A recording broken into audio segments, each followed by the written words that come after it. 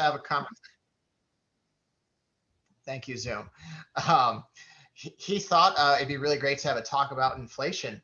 Right now, you've seen inflation a lot in the news. It's coming up in investor talks. Financial advisors are probably starting to talk about it. And, us in this industry, your financial advisor always needs something to talk about it. That generates questions. So, Troy here, why don't you introduce yourself, just who you are, who Eckard Enterprises is, and we'll kind of get into it. No problem. First off, Brendan, thanks for having me back on your show again. The key is that you and I together have one common ground of purpose, and that is to educate and inform investors about what's going on in the market, different ways they can invest. So today is kind of a dynamic day in that we have so much that's going on in the marketplace. It's really creating a real opportunity for real professionals to make some decisions about what they're going to do as far as advice for clients. Assets are going to be affected based on inflation, et cetera. So real glad to be on board today. We have a real important topic talking about the US dollar, what inflation is going to do and how it's going to affect different sectors. And again, that's going to be something that's going to be very important for all of us to start putting our hand on and pulse on, because it's here, it's present, and it's probably here to stay for a while. Mm-hmm. Great. And just to let you know who I am, you might have talked to me on the phone sometime when you call up Rocket Dollar. You might get myself or Chris. I do our business operations here at Rocket Dollar. I also do our sales and partnerships with people like Troy. And, we have a lot of people that deal in what I call ethereal type of assets. They might be digital cryptocurrencies. It might be stocks and bonds, and, many other assets that are paper in nature. Troy brings a lot of expertise in the physical assets and commodities side. And in times of inflation, often these assets are popular. People are looking to them. People are looking to something that they can defend or possibly combat inflation with a physical asset that is less affected by, paper markets moving around as much. So really excited for what Troy's got here today. Troy, why don't you kick it off and we'll keep the discussion going. Feel free to pop into chat and Q&A, ask questions, and I'll try and bring them up and kind of insert that into our discussion here that we're having with Troy. Yeah, I think the main thing is Brendan and I were sharing is that we have a real focus today on how the inflation is going to affect different sectors. And so I put together a PowerPoint, but I think the way that Brendan and I like to work is we just like to have a dialogue between two professionals about what things are happening. So I'll get started with regard to what we were going to try to briefly go over today. And really it's about the US dollar and which direction it's going and how that might affect your current portfolio, or at least might be an indicator of what you may decide to choose for future asset selection. And so, one of the things is today is, where do we expect the dollar to go and why? Let me just get into that and then we can carry on, because I think Brendan will just be interchanging with me with regard to some of the other topics. But, why is oil and gas so tied to inflation? And I think that's one of the key things that many of us are not quite aware of, because in my view, today's inflation is a combination of multiple factors. Number one, we've had pent-up demand. And when that pent-up demand takes place, you can have what's called a transitional or artificial inflation. And that inflation may or may not be driven by energy prices, but it may be a subsequent event that because of inflation, energy prices do rise. In this case, inflation is a combination, in my view, the last 18 months of pent-up demand, very limited supply across all sectors, and an incredible historical amount of liquidity that's been dumped in the market in a very short period of time. You give, $4 trillion away, people are going to go out and buy things. When they buy things, they're not going to be as responsible with regard to carefully displacing those dollars. So you have this flood of cash into the market. You have this incredible demand for products of all shapes and sizes, from RVs to cell phones to cowboy boots. And then you do that in a combination where you have this pent-up demand based on everybody being locked down because of COVID. You got a perfect storm for inflation. And I think the real factor is today, is inflation transitional, just meaning it's temporary here for a short period of time till all the money works its way through the system, or have we really started a long-term haul for inflation? Oil is a function of inflation. Either rising oil prices as part of the inflation factor actually causes inflation to occur, such as it did in 2008 when oil prices went to record high of $145 a barrel because we were running out, supply was gone. Or is it now today that oil prices are moving because of inflation? And I think it's a combination of both today. So, as I mentioned to you, Brendan, in the past, is that, the one thing that most investors don't really factor is how does rising energy prices affect real estate, or cryptocurrency or other investment classes. And in fact, they're all kind of intertwined together. I'll see if you have any questions on this slide, or I can keep moving, whatever you'd like to do. You're on mute, Brendan. Thank you, Troy. Yes, And, there's certain assets like Troy's talking about. We have had a tremendous amount of cash infusion, but we've also had low interest rates for a really long time. So this has been bubbling up over the last few years, and the COVID return from COVID and the stimulus is kind of supercharging this talk and these fears and these movements. There are certain fundamental assets that you just need. You're gonna set a very competitive price for. Like Troy's talking about, oil is a very competitive market. It always equalizes very quickly to what we feel the actual real price. You hear about like milk and groceries and little things.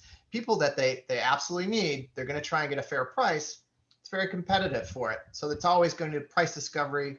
We're going to find what this is actually worth. And when you come to something like Bitcoin or stocks, or like a more speculative asset that people really love to ride giant highs and lows and see if they can get swings on that, people are a lot less careful with that. They'll buy a Bitcoin at 35,000 because they hope it gets to 60. The actual number really doesn't matter as much. Where in these commodities and more physical assets, that's where people try and measure inflation in these more grounded assets with more grounded markets. And to what you said, Brendan, one of the things I don't think most people understand is that when you get that gallon of milk, fertilizer is made out of oil and gas. Mm-hmm. Okay. The very electricity that runs those farm and that equipment and the diesel fuel in those tractors is run by petroleum or fossil fuel. So, diesel was costing $1.69 a gallon last summer. Now I just paid $2.92. So it's almost doubled. When I talked to my father-in-law who raises cattle, he says, feed for cattle are up almost double. So when you start paying twice as much for cows and beef, and now it resonates to the grocery store. So it's this backlash effect that's taking place. Even in the cryptocurrency, it currently consumes about 2.3% of all electricity around the world right now. And it's just growing exponentially as more coins are being issued and more people become more accustomed to using Bitcoin as a trading platform. And so that electrical consumption to process all those algorithms and those crypto messages are going to be more and more electrical use. Well, as the very fuel that creates the electricity, such as natural gas, goes up, we're going to start seeing that even the transactions in cryptocurrency are going to go up. It's going to be more expensive. So it's all intertwined and tied together. And that's the difficult part investors really have a hard time getting their head around, is that, what comes first, the chicken or the egg? At this point, we kind of have all hands on deck. We got all kinds of different sectors that have come unwound at the same time. I talked to one of my clients who represents $1 billion family, and they were talking about some of their car dealerships and how they literally are getting the best prices they've ever had for cars being sold because the demand is so high. They can't get any new cars in because they're sitting in Ford dealers or Ford manufacturing facilities all ready to go, minus the chips. They can't get the chips in. And so that in turn is creating massive inflation in the automobile industry. It's just one thing after another. Yeah, supply chain. We heard about it after the Texas freeze, but then COVID. You hear people, I was hit by COVID. There's no shipping containers. I had to wait 2 extra weeks. That might raise the price because maybe it's a little harder to get whatever you need. Stuff like meat and beef and stuff like that. You got to get it on the train car. You got to get it somewhere. So these costs can slowly bubble up, and you might hear a lot of things about supply chains, which those are using oil and gas. And we're drastically putting up demand everywhere. Think of every single business, their business has jumped 30, 40, 50%. The restaurant you go to, the little corner store, now the movie theater, the restaurants downtown that no one was going to, maybe some offices downtown, people driving more again. Name a business, demand is probably up for that business, unless it's totally online based. Yeah, except for the mass business. I think that's down these days, Brenda, but everything else is up. Well, let me give you just a prime example how this inflationary trend is going to affect oil and gas, even more so. So we have a steel fabrication business that we own up in Oklahoma. And a year and a half ago, we as a management team decided to take the downturn in oil and gas and build every single steel tank we could make while labor and demand was down, meaning we're building it at the cheapest prices, steel prices were down, et cetera. And so we loaded our yard with as many steel tanks as we could make. didn't have a single tank sale for over a year. All of a sudden, 60, 90 days ago, we get a call from a couple of suppliers saying, hey, we need tanks for these new oil wells. And when we say, well, we have this many tanks in the yard, they said, we'll take every tank that you have, because currently with steel prices up 236%, the new tanks, instead of being $9,000 or $10,000 per tank, we're running $14,000 to $18,000 per tank. So they bought every tank we had and said, we probably need double that by the end of the year. So in the oil and gas space today, I think oil's trading at $68 a barrel. So it's up substantially, as high as it's been since 2018. But that price is going to go substantially higher, because everything from the wooden boards to get on location, to the gravel, to the diesel fuel that runs the engine that drills the wells, all the way to the tanks, it's going to cost 20, 30, 40% to drill the same well we could have drilled last year, or even before COVID. So it's going to push oil prices higher as a result of all the components that go into producing a barrel of oil. So it's just a really, really tough cycle that we put ourselves in, or that we're in today, because that inflation, one begets the other, and that's what's going to happen. Crude oil prices are going to go much higher, and that's going to drive up inflation in all other sectors as people figure out, how the heck do I run my engines, combustible engines, when I need that fossil fuel? It's going to go much higher. And I think something that people forget, they think, oh, wow, it's really hard to hire people at my own business for the last 3 months. And they go, that was a real pain in the butt to get 2 extra people at my business. Then they go into another business and they go, why isn't anyone here? Why is it not ready? Why am I not getting served quickly? And it's, everyone's hiring, or oil and gas has to hire to restart wells. They were all shut down for the last year. Car companies were shut down. They're getting back up again. All of these businesses all over are going through similar issues. And it takes a few months to even get into the first steps of getting back again to normal. Yeah, and one of the things that my background is in economics and finance, and so I'm a deep diver when it comes to data. But let's just use the 2008 collapse because of the housing bubble. So in 2008, the U.S. dollar had been at an all-time high, like in 2002. I mean, it was really the dollar was very valuable, very high. By the time we had the Obama administration step into the office, the dollar was on pretty much a free fall, but it really, really went to an all-time low of about $72 or 72 on the dollar exchange.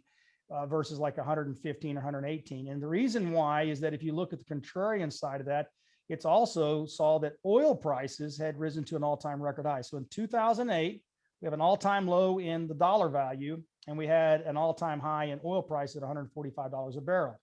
Now, if you look at the trend over the last year and a half, we now are down to about 89 from about 108 on the dollar value. And we're seeing crude oil prices that was as low as negative $38. It's now rebounded to $68 a barrel. And for all intents and purposes, all these so-called experts are coming out saying, look, oil prices are most likely going to cross $80 a barrel by the end of the year. And if you look at the long-term projection, we could easily see oil prices well over $100 a barrel, and maybe even set new records over $145. Well, that is going to be an inverse relationship to the dollar. So what does that mean? A lot more dollars will it take to buy anything that's related to oil, because the price of oil is going to be so high, it's going to have a downward effect on plastics, on anything that has to do with consumption of fossil fuels. So it is definitely, we're in a repeat of 2008. That's why I always say numbers and empirical data, looking at past events, are almost providing you a roadmap of what to expect going forward. So this chart just shows you, here's where we were, here's where we're at today. And today we're at 89 with oil prices almost closing at $70 a barrel. Its high has been since 2018 or 19. That's really an indication where this market's headed. And it's going to take significant changes in the amount of stimulus money that is restricted or put in the market. And of course, it's going to have to do with demand. And right now, demand is almost back to pre-COVID numbers. I mean, literally airlines, transportation, tourism, gasoline prices, the whole 9 yards. So when you think about looking at factors that affect the economy and the US dollar, it's supply and demand. Right now, we as a nation, fiat currency has been considered a more safe currency than other currencies around the globe. But every time we dump more money into the market with this stimulus package, it discourages the value that we have, and therefore people are not willing to give it a financial support as far as value. So between trading and investing in US dollars, between what it looks like inflation and the interest rate, most investors are sitting on, and I don't know what the statistic is, Brendan, but honestly, I think the number we heard about a month ago is there's something like $30 trillion in retirement accounts. And I'd be willing to bet that 75% of that money is sitting in assets earning less than 5% interest. And if that's true, and inflation's at 4.25%, you're not even barely breaking even by the time you pay taxes on your interest. So people don't even know the money they're sitting on is literally losing money sitting in the bank account. It's detrimental to their savings and their growth and their income. So I think the key thing for me is as I look at where we're at today, we have a scenario where we've enjoyed low interest rates. The economy boomed the last 4 or 5 years because we had low energy cost, low interest rate, low energy costs. The stock market's boomed, economies have boomed.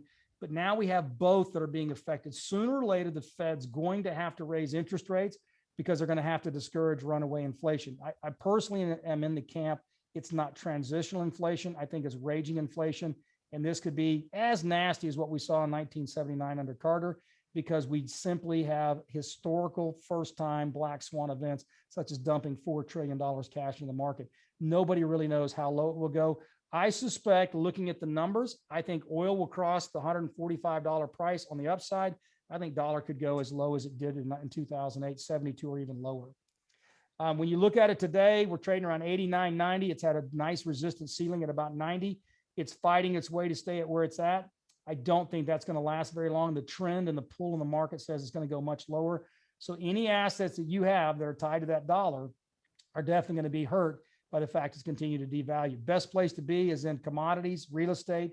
You got to be in things that are not tied to the dollar. And if so, they are counteractive to what the dollar does as far as the deterioration of the value of the dollar. Brendan, I don't want to take the whole show. So if you got questions, you jump in. I want to make sure. Yeah, I mean, we've had a lot of pressure on real estate. Everyone in America can, I'm in Austin here. So there's a house being built over there, over here, 2 more over there, et cetera, but they're getting snatched up before anyone can really get them. And, house prices have been going up as well. So, and trying to visualize that to someone is everyone needs a house. Everyone's always going to need a house, and the dollar value of a house will, getting across my point here, is no one needs to own a certain stock at any one time. Someone could sell that stock, get rid of it. It's not really going to hurt them if they're not attached to it. However, every American needs a home. And that's trying to, give you this different relationship. Certain assets, if inflation's going crazy, people can just get rid of it, or the price can just move around endlessly. Whereas more physical assets have to be a bit more grounded in intrinsic value. So, house prices are going up, but eventually those will have to stabilize just because Americans are going to figure out, all right, I'm either going to stay put, I'm going to rent, or I'm going to figure out that price discovery of the house or commodity ends up being much more accurate than, I'm trying to think of a stock, Troy, that's just gone nuts in the last year. Like, GameStop and these stocks going all over. AMC, GameStop, Tesla has gone through the roof, Yeah, and these are extreme examples. Tesla's actually a good example because it's a much more serious company than the other two. Yeah. But the price of Tesla does not matter. People always compare, Coinbase has an IPO that's bigger than Ford in market cap. You know what? People don't care. They're just trading the swings of the Coinbase. I own a little bit myself of the Coinbase stock, but I know that stock has no value really compared to Ford of what's a real asset. It's really just the faith in Coinbase, and the faith in the price going up or down. There's no real faith in the actual price or value of the stock. The actual value of the stock, everyone agrees it's much lower. The analysts do, Coinbase employees do. Most Coinbase employees would be like, oh, we shouldn't be this much bigger than a company with Ford, with cars sitting in inventory in Detroit that are ready to be sold, that can be sold. So just seeing this difference in these assets, some are going to move much more, or something like real estate, commodities, there's just a bit more levers to pull them back to the ground, and especially in these times of the different value of the dollar. I've been telling my team here, Brendan, that one of the biggest problems that I see is I'll be 57 years old in about a month, is that most of these heavy investors that are day trading are sub 40 years old. They're trading like crazy. They haven't seen a down market since 2008. It's been 13 years since we've had a correction. I'm talking real estate and I'm talking stocks. So the problem is that, when you look at Portnoy, he always says stocks just go up, right? Well, when you keep looking at real estate and you keep looking at stocks, and these two markets have done as well as they have the last 13 years, you have become a little bit, you become a little bit void of the reality of what can happen with the market. What goes up must come down. I remember in 2008, before the crash, my wife would tell me there's certain things happening in the market. And she said, how much longer can this market last? And I said, well, it seems like the majority believe it has a continuation. But what I also realized, because of the business I'm in, I'm talking to very high net worth investors. And when I started seeing the high net worth investors moving toward the exit, dumping stocks and getting out of real estate, that's the time to follow. I didn't do that in 2008 because I was one of those, hey, life is good, things are going well, let's stick with it. But all the telltale signs were there. You almost become immune to the basic fundamentals of investing. Today, inflation is very scary for a number of reasons. Inflation gives you markets that are being affected by a monetary policy or reality. And so even if you have good real estate, if your next buyer can't rent or buy your property because interest rates are higher, the cost of utilities is higher, they don't qualify because things have gone up, you're now going to start seeing a backward pressure on demand in certain sectors that you didn't see today. I don't see any way around the Fed's not eventually in the next 12 months starting to have to raise interest rates. I don't see where there's not going to be a lot more pressure on qualification for commercial and residential loans, because they're going to start saying, yeah, but your utility bills are higher, your cost of driving is higher, et cetera. I suspect that we'll start seeing a real pushback in several sectors as a result of the current inflation number. Now, the problem is it's usually too late to back up. Well, it's like a roller coaster ride. Once you take off, it's too late to not go through the hoop to hoop. You're in it, you're stuck. You got to figure out how to buckle up. So in my case, based on where I'm at, I look at charts like this and I say, we've got inflation that moves up and down as the Fed policy and as the free market works. And then you start having what I would call a reflation, where you're starting to see demand go back up. And that's where we've kind of been during COVID. We're now in that recovery phase. And so then things start to overheat because everybody's been locked down. I don't know how many travel trailers I see on the highway. And that's insane. I don't know where these people are parking their trailers. There's not enough campgrounds for them to go to. So you now have this huge, huge recovery that's been taking place and continues to go forward. And that's going to overheat. And eventually it's going to get to a peak and then you're going to have a slowdown. The question is always timing. When's that going to take place? But this kind of chart applies to natural resources like timber, like agricultural products, cattle, beef, oil and gas, mineral rights, but it also is going to be in publicly traded stocks that are also in that sector. So one thing I found very interesting in looking at this, Brendan, is that, there's a split between whether you should be in the stock market or out of the stock market when inflation takes hold. If you're in the right stocks, you can do very, very well. If you're in the certain stocks and certain sectors, you're going to have a short-term downturn in certain stocks because they're not going to be able to, like automobiles. The guy I talked to this afternoon, he said, we've literally got empty car lots. We can't get new supply. So even though we're getting great profit margins, we have no inventory. They're firing salesmen at automobile dealerships because they have nothing to sell. Desperate for used cars right now. Yeah, they are. They send me an email every day saying, you just bought it 3 months ago, we'll buy it back. I'm like, great. So I just want to, my point today with you, as we always do, is that you've got investors that are in self-directed IRAs. They're thinking about 1031 exchanges. They've got their normal portfolios, and they're all trying to determine the new potential policy on taxes, 1031, short-term, long-term capital gains, and also the natural effect. I hear this a lot from investors. I don't want to do X or sell this asset because it's got this tax consequence. Well, the way I view it is I'm about preserving gain and I'm about avoiding additional risk. So inflation is posing a new risk we didn't have to deal with the last really 8 or 9 years. And that's something that is going to affect us. In energy, let me just tell you where we're at. It is a situation where we had 13 million barrels of being produced last March in this country. We're now down to 11 million barrels a day. That number is not going to be sustainable because the wells decline faster than the new wells are being drilled. So we're pumping water and not replacing water in the pool as fast as we're taking it out. The pool's going to start going down. The other side is we're now probably pushing close to pre-COVID consumption, and it's going to actually increase. So we've got this spread taking place, less supply, more demand. Now, all of a sudden, you're going to want things that are made up of plastics. You're going to, like, even the chips are made of plastic. You're going to start looking at things that are dramatically affected because of that spread. And honestly, it all boils down to one thing: the cost of capital. Today, the energy space does not have any capital available to invest in new wells, and it probably won't have that for 24 to 36 months. Stock markets such as, GameStop and AMC and Tesla, everybody's dumping billions of dollars in the stock market because it's an immediate, if you're right, it's a quick hit. You can make a lot of returning money. Last year, jacking around, just messing my own account, Brendan, I was up 67% in my own account going, I'm an idiot when it comes to trading just because I don't have the time to focus. If I can trade on my own personal account and go up 67%, we know this is a false market because it has no fundamentals. Everyone was a genius in 2020. Oh my God. Yeah. Yeah. I'm writing a book and selling it next year. Yeah. And you have to get a little cautious. You'll hear crazy stuff. This is where you start, the moment where you start hearing your friends that we haven't been hanging out too much in person, but golf, dinner table, whatever, you sit down and someone's like, oh, they're bragging. They made such and such on such and such trade. And yes, it was very easy to high fly on trades last year. And what you'll suddenly hear from your friend in a depressed moment a few months later, it's when they blew themselves up. And that's right.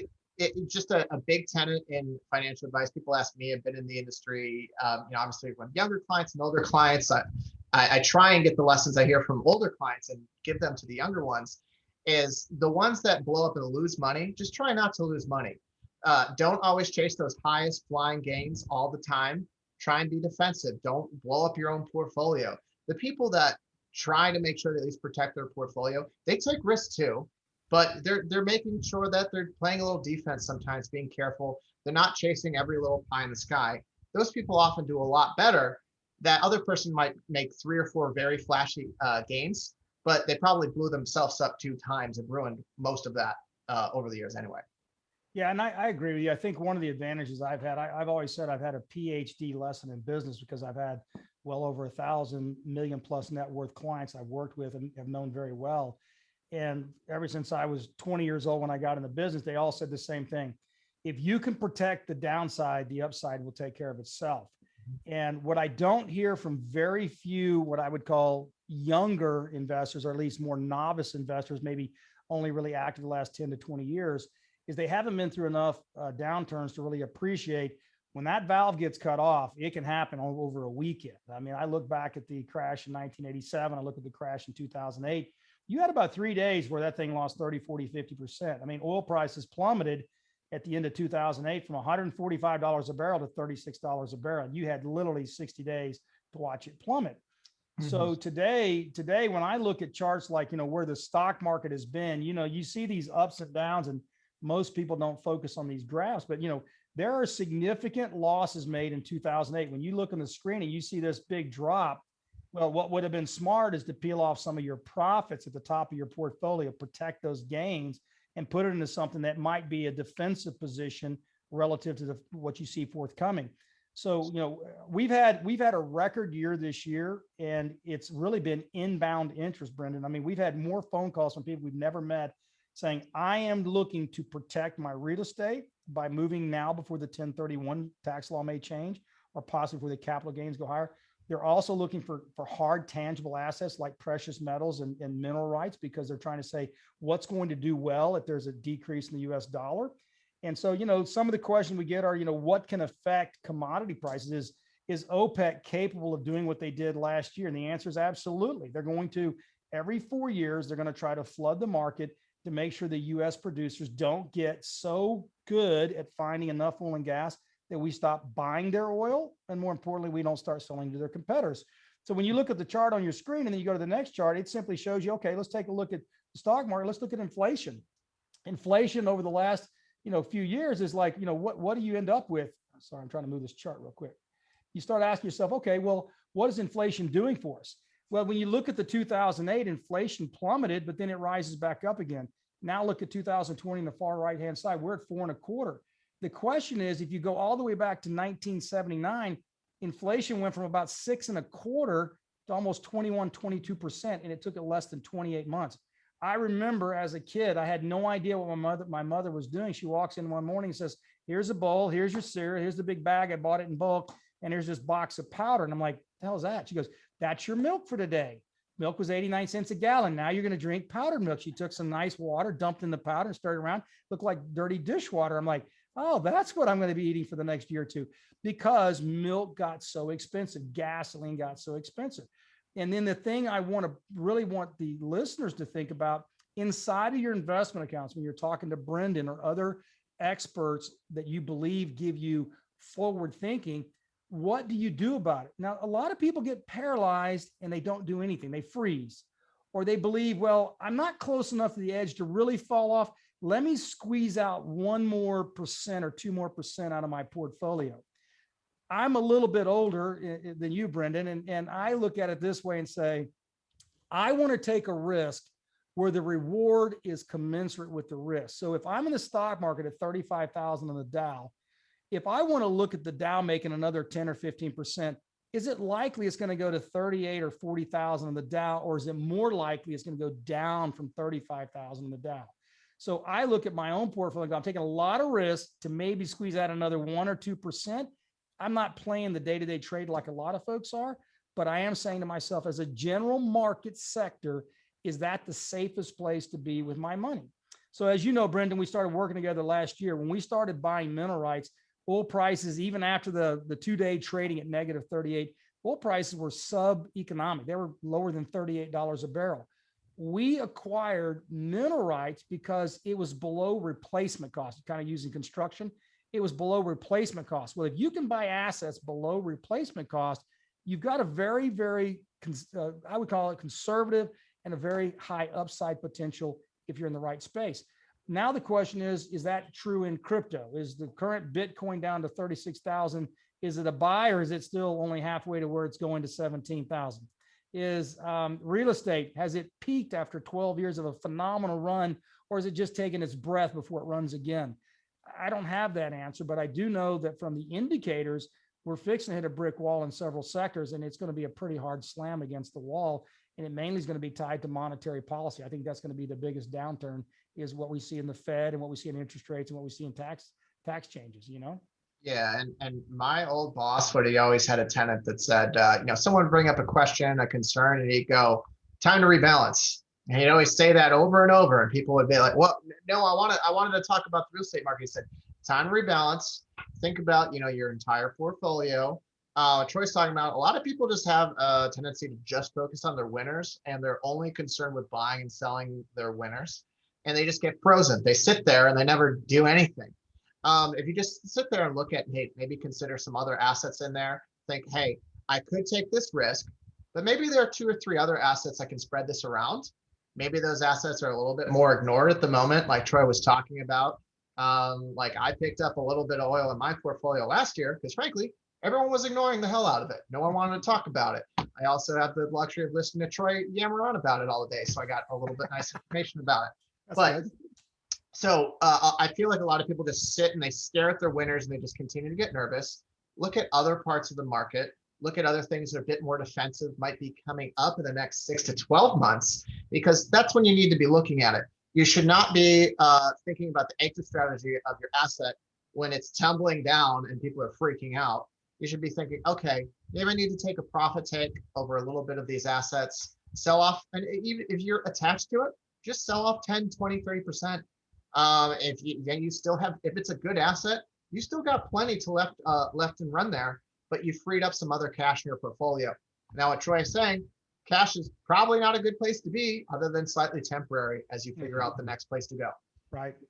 Yeah, and I will say this: we've not experienced this any time in the past 35 years since I've had my business. We've never seen so much cash.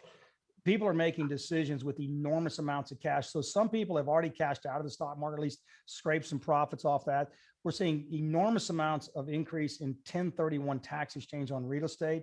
And I think it's more the realization that there is a very high probability you will see a higher long-term capital gains rate.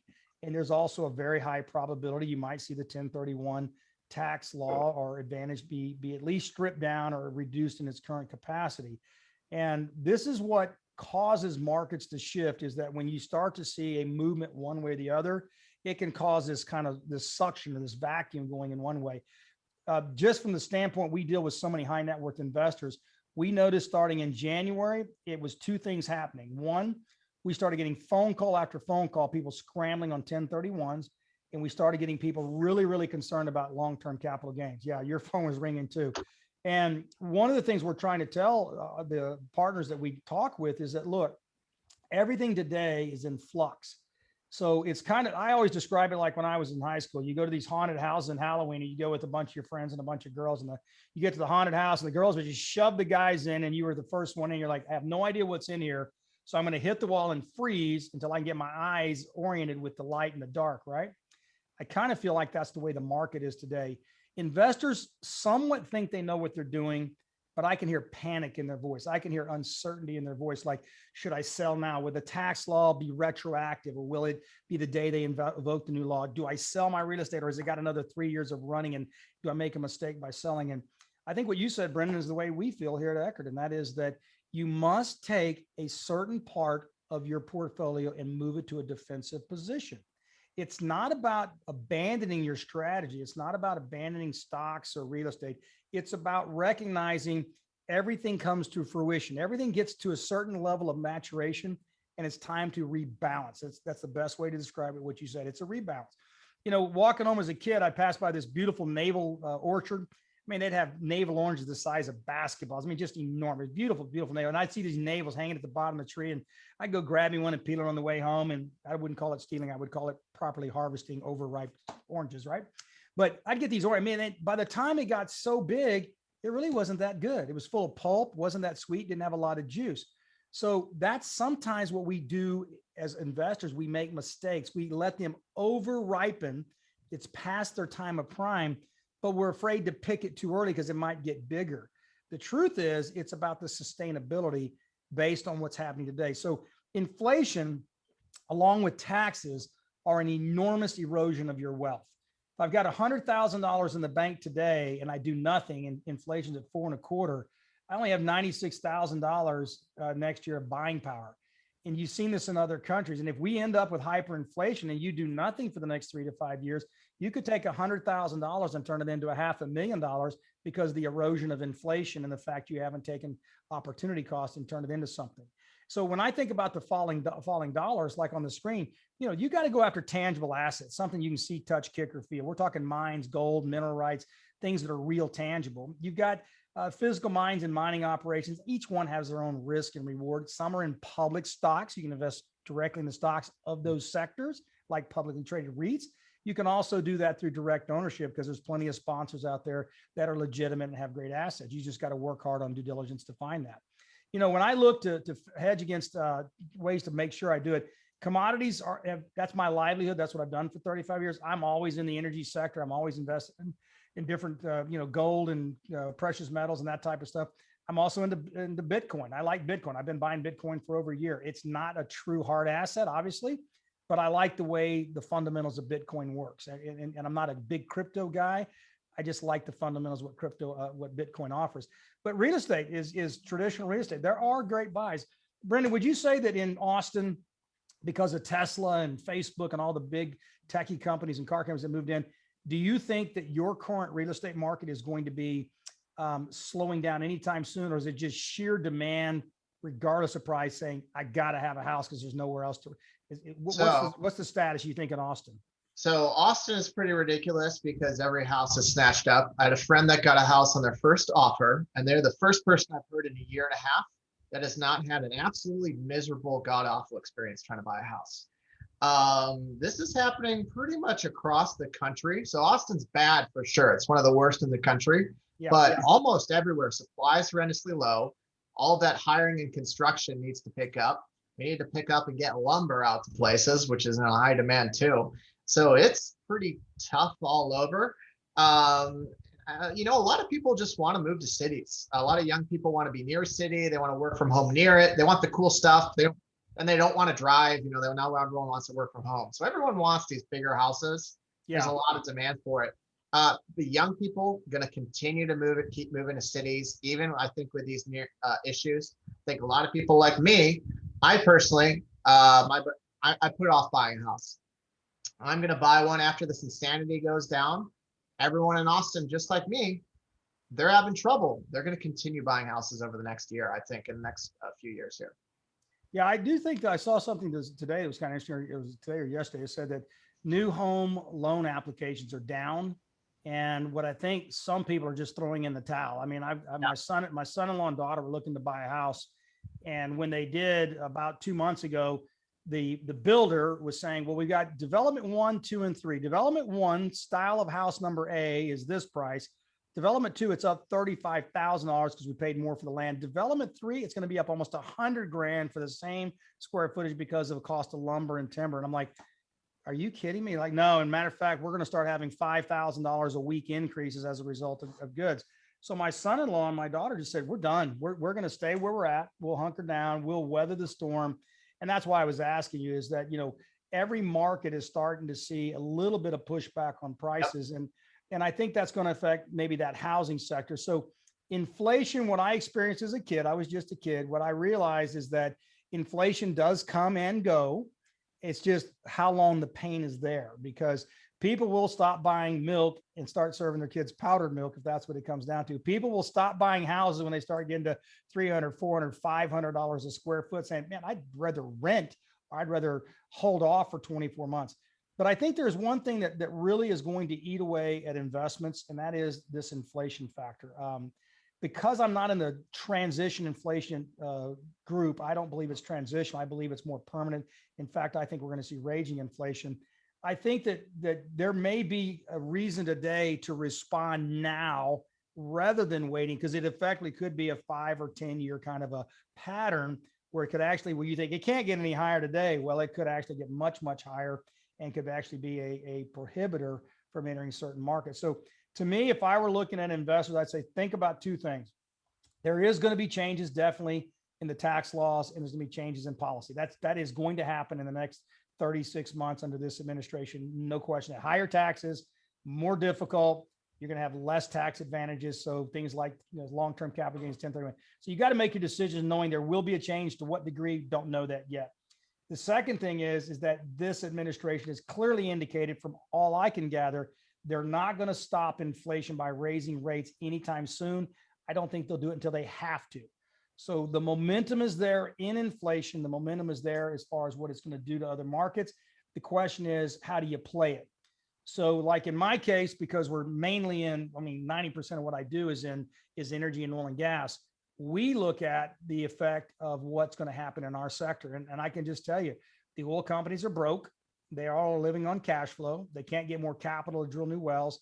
So their cash flow will go up, but I have the feeling the cost of exploration and transporting will also go up, and that will eat up a lot of their free cash flow. So I don't really see a large expansion in the oil sector because of what I just described. Better cash flow, higher cost. It's going to be almost parallel with one another. So it's going to be a pretty crazy market. And I think real estate is going to experience some of that. I don't know about you guys. We can't even get on furniture in our office. They're telling us 6 to 9 months to get furniture. We're like, what? So it's nuts. It's hard to get everything. The demand of everything right now, and I'm a little bit more in the transitory camp of inflation than Troy is, but I still think it's going to be a very serious force for at least the next year and a half. And to put my money where my mouth is, I'll tell you what I did. I contacted my old financial advisor company. They manage stocks, and I said, hey, I've got too many tech stocks. Put these out into some more, they have a much more balanced portfolio, more commodities, more physical companies. Yep. I decided to get out of some of the higher flying assets to kind of diversify a little bit more. I put some oil in my oil stocks in my portfolio, just because I know, those startup stocks, they just kind of fly around, and there's a little bit more forces bringing them back down to earth. As far as demand side, my calendar, I don't know about yours, Troy, but it's already booked up all the way till pretty much October, full. Everyone's want weekends, weddings, vacations. It's already on the docket. People can barely get a hotel in New Jersey where my friend's wedding is. Barely supply of anything. So I think there's going to be a lot of chaos in the economy from demand and pushing up prices like that. And to restart this economy, to rehire, to kind of slow down this runaway capital, that's still going to be a force for the next year or two. So whether you think inflation is long-term or not, people are thinking about it now, and that's where capital might be moving right now. So no matter what you believe, it's worth considering to defend against inflation, just because, hey, If it turns out to not be a huge big of a deal over the long term, at least you've ridden some of that upside. You took a defensive asset, maybe that's asset's popular now. You've gotten some of that upside along with the market by being smart and kind of allocating to that ahead of time. Well, let's take minerals as an example, Brendan, because one of the things about it is because minerals are real estate, they're classified as real estate, they're 1031 qualified for a like-kind exchange. You can actually put them in your IRA. You can hold them long-term. One of the things I tell our investors is owning assets, tangible assets like mineral rights, or maybe like real estate, it is generational wealth. You don't have to sell it. You can own it forever. But the key is there certain timing elements to being in that sector that are more advantageous than not? In today's environment, when we started buying minerals really heavily last year, we knew we were buying at probably the biggest discount we could ever buy. Our financial modeling was very conservative relative to where we thought commodity prices would be, not knowing what the COVID was going to do and the whole demand side, right?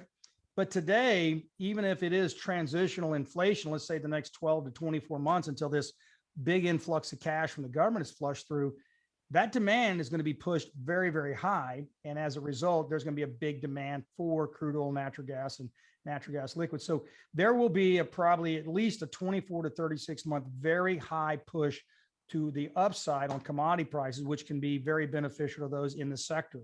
So if you own mineral rights through publicly traded companies, there's 2 or 3 that are publicly traded that deal in mineral rights, whether you're in mineral rights directly, having that kind of energy asset in your portfolio will be a very big start. I'm going to give the audience 3 suggestions for them to look at. I'm in one, but not all 3. I have been in all 3 quite a bit the last year, but you look at Continental Resources, which is CLR, trading about $35 a share. Last March, it was around $8 a share. I told my partners back last year that stock will be over $30 in a year, and it was. I look at Ovintiv, OVV, big Canadian company, and I said that company as well will be upwards of $30+ a share because of where they were last year when they got beat down in the March downturn. And I said Exxon is always a good one to buy because Exxon is about $5 to $7 behind West Texas Intermediate pricing. So when you look at maybe being defensive, but you don't want to get out of the stock market, you can be defensive by owning stocks like that, whose value is relative to the value of the reserves in the ground based on commodity price. So if I say, look, I don't want to buy minerals, I don't want to be in tangible assets, I'm just a stock player. Maybe you want to get out of some of those tech stocks. Well, you can ride the upside to what's going to happen in energy by saying, I'm going to own an Exxon, an Ovintiv, or a Continental because they're going to be trading much higher as the reserve value in their wells goes up as commodities go up. So a lot of my clients started investing in those 3 stocks last year. When Exxon was 32, now it's 62. And those other stocks have almost done 4 or 5 times higher. And I think they have plenty of room to continue upward over the next 12 to 24 months. So that's another way to play the whole energy space or play the tangible asset space is simply look at how you do it through public stocks that may benefit. It's going to be really interesting to see how investors are able to take advantage of this. Yeah.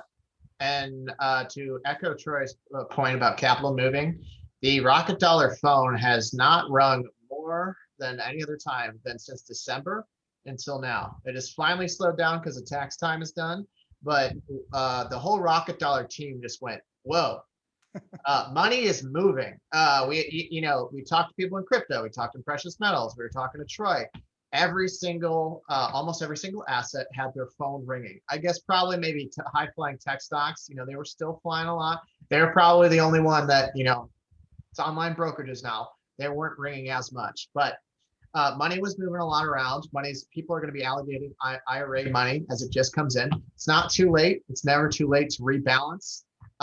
If you're sitting here and you're listening, you're trying to be smart about your portfolio, you're probably 3 to 4, 6 months ahead of someone else that never does anything, never thinks about anything. Yep. So always time to rebalance, always time to consider other assets. Well, Brendan, what I also want to remind your listeners is that, we've been working with Rocket Dollar for a while, and you guys are one of the premier asset companies and premier custodians. So I think investors forget about those retirement accounts. They forget about some of that passive money. And so it's undermanaged and then they think, well, I'll get to it. I'm not retiring for a few years. And I'm probably just exactly like a lot of your listeners that, I don't think about my self-directed IRA and I don't think about my other retirement accounts. I'm young. I'll get to it later. I got other more important assets. But the truth is, like you said, it's been staggering the phone calls we've had since January. I don't know if a light switch went off or what the heck happened, but people started going, I've got like 3 or 4 retirement accounts and God, I'm making like 3%, haven't done anything with it. So the key is finding somebody like Rocket Dollar that you can get with that'll give you the right information, guide you in the right way to open up accounts, give you feedback. So I'm going to ask Brendan a couple of questions before the time runs out. Brendan, if you had to summarize where investors' attitudes are since January to now, are they more inclined to think we're in a restabilizing in the economy? This is a short-term stabilization because of the money that came in from the stimulus package. Are we headed for a recession, inflation? If you had to summarize, where do you think from all your calls and all your conversations, if you said, here's what I think our clients at Rocket Dollar are saying where the economy's going? Yeah, so a lot of the clients, so we have alternative focused clients, obviously. So they're not always the most stock and bond focused clients. They were moving into assets where they thought the dollar would be weak or maybe not as strong. So that was real estate, that was crypto, and that was more physical style type of assets. A lot of calls about crypto for sure, crazy amount. But a lot of people in crypto go into that asset. They know it's high flying, they know it's crazy, they know it's a lot less grounded, but they know that it moves differently than the US dollar. And that's why they're there. So when there's a little bit less trust in the US dollar, people go fly and they put more money into Bitcoin. They go say, hey, I'm going to pull the trigger on the real estate deal that I found. And, a lot of people are going for commercial real estate right now. That's a lot of calls I actually heard because personal, residential real estate was just bonkers. It was so hard to get anything as people move across the country for COVID. However, I got quite a few calls about people saying, hey, I got a nice commercial property. It's on a great thing on Main Street. Main Street's been abandoned. It's now vibrant. I see people coming back. I'm going to get 2 franchises or whatever into this store. It's going to be great. Produce rent for me. It's going to be nice and stable. Obviously, COVID with this Black Swan event, next 5-10 years, that's going to be a nice full downtown. So definitely a bit, a lot of capital moving, but the one theme was kind of US dollar. For the last couple of years, I just want alternatives. That's why people called Rocket Dollar. I like an alternative. That's why I want it. Since December, a lot of the theme of the most popular assets was, I don't know what's going on with the actual US dollar. I feel like my money is my cash is a little bit better elsewhere. Yeah, I think that's really important because you, like I, were on the front line and we're hearing this. And the one thing that I've learned is that when the bull elephant starts to head a direction, because he knows where the watering hole is, because he's been through it before. So these older, smarter, more war-weary investors who've been through several cycles really do have a strong indication. And I noticed that change starting in January. Guys that were a little bit hesitant, seeing how the election turned out, they were a little hesitant to see how the whole COVID and the vaccine and stuff. Now they are making those moves as a result of, and I think what you said is probably the way we feel. I think people are making moves for the next 3 to 7 years. They're not talking about what they're doing for the next 12 months. They're like, I can buy that commercial building and hold on to it for the next 5 years. I'm not too worried about what it does in the next 24 months. And that's really where you start looking at asset classes like energy and real estate. And even in Bitcoin, I'm a long player in Bitcoin. I don't trade it. I'm in Bitcoin for the next 5 or 10 years. I'm accumulating, not selling. I haven't sold a single bit of Bitcoin. I keep buying because I believe the fiat currency is providing an opportunity because of its weakness to cause Bitcoin to be substantially higher. I turned you back over as host. I figured out how to do it fine. A few questions here. So one for you, Troy, and then I can answer the gold and crypto one because our investors have answered that. Yeah. So are Eckard's Minerals cash flowing? And then what is the exit plan? That's a great question. I'll tell you this, the way we've done it, Brendan, is we only buy producing cash flowing minerals. We do not buy speculative. So the day we buy a mineral, the day our partners buy with us, we're making money from day one. And the exit plan is quite simple, just like traditional real estate. We're accumulating minerals today. We'll let them mature over the next 24 to 48 months. We look to liquidate part of those mineral assets when we think oil prices will be appropriate in, let's say, 2023, 2024. And what we hope to do is see a double to triple return on the asset class, which allows us to scrape off our initial investment capital and gives us a chance to reload. No different than real estate. You buy real estate, let the rent pay you back, reinvest that asset back into it. And because it's 1031, we'll have the same advantage. So yeah, it's really good. For the question is we buy only cash flowing assets that we expect some kind of liquidity event in 36 to 48 months. Okay. Yeah. And someone asked, why is gold and silver not shooting up, but crypto is? So I have a really good answer to I this. want to hear it. Go for it. We get a few calls from older investors getting into gold and silver. That's maybe two a month. And our numbers have shot up a lot. I really think this is the drive of younger investors. We've always talked about, oh, people my age, millennials, whatever, the wealth transfer. That was like the talk all for the last decade. And now no one's really talking about it now until they're finally going to, wow, all these younger investors, they're now jumping into the market. They now have capital and they're now deploying it. They're starting to throw their weight around a bit more, earning a bit more. Thank you, Rocket Dollar. I'm doing a bit better myself. People my age are finally starting to have money to put into a market. When they look at a physical metal, that makes a lot of sense to some people in some cultures. It's really popular with some people at Rocket Dollar, but honestly, most young people like crypto more. They like the digital aspect of it. I like Ethereum. I'm not the biggest of Bitcoin guy, but people think of that's my digital gold. You'll hear that said, and that's where people are kind of settling in what Bitcoin is. It's got a lot of potential. Crypto has a lot of potential, but it's it's an unwieldy asset. It's hard to transact day to day. So people like to think of it almost like when your dad or your grandpa or your uncle was buying gold to defend in the markets against the dollar, against other stocks, just something that moves different than the stock market. That's what young people are looking at. It also trades 24 hours, so it's really exciting and flashy. So this is really flashy for younger investors. You hear about it, your friends are telling you about it. I know people have made millions on it. And this pushes people to really put, hey, I've got $2,000. Why don't I put it in crypto? Whereas you talk to a younger investor about a physical metal, buying a bar of gold, and they just go, what's that? Why? I don't understand it. Why would I do that? And, so gold is a great store of value. Unfortunately, it's not shooting up as high as crypto, but it's still a great store of value. It's just a lot more stable than the crypto markets. And that's when you get these younger investors, like Troy said, they're hot blooded. They're rushing for returns right now.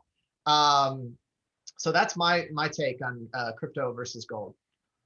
Yeah, and I won't add to that. I'll just tell you that I've got both, and gold looks great sitting there. It's just pretty lifeless. It doesn't generate cash flow. It doesn't have a lot of market movement. So yeah, it's a bigger ride on the crypto, but it's like betting the hard ways on craps in Vegas. I'd rather make 10 to 1 than sit there and try to make, a 2 to 3 split on the 6 and the 4. So it's got its merits, but I do think that everything you have in the asset class that fits in self-directed IRAs and investment strategies, it all has its pros and cons. It's just a matter of you balancing your portfolio. So, hey, thanks again, Brendan, for having me on board. I really appreciate it. And of course, hopefully this information will help the listeners that joined us today. Appreciate it, Troy. Thank you for stopping by. We're going to have this, put this on YouTube later today, so you can feel free to share it around. And just as a final closing, you probably already know what Rocket Dollar helps you do is put some of these alternative assets in a retirement account. All of these tax risks that Troy's talked about today allows you to put that in a self-directed traditional or Roth IRA and hopefully find some defenses against future taxes. So thank you, Troy. Thank you, everyone. Appreciate it. Yeah, thanks. See you later, Brendan. Take care. Thank you.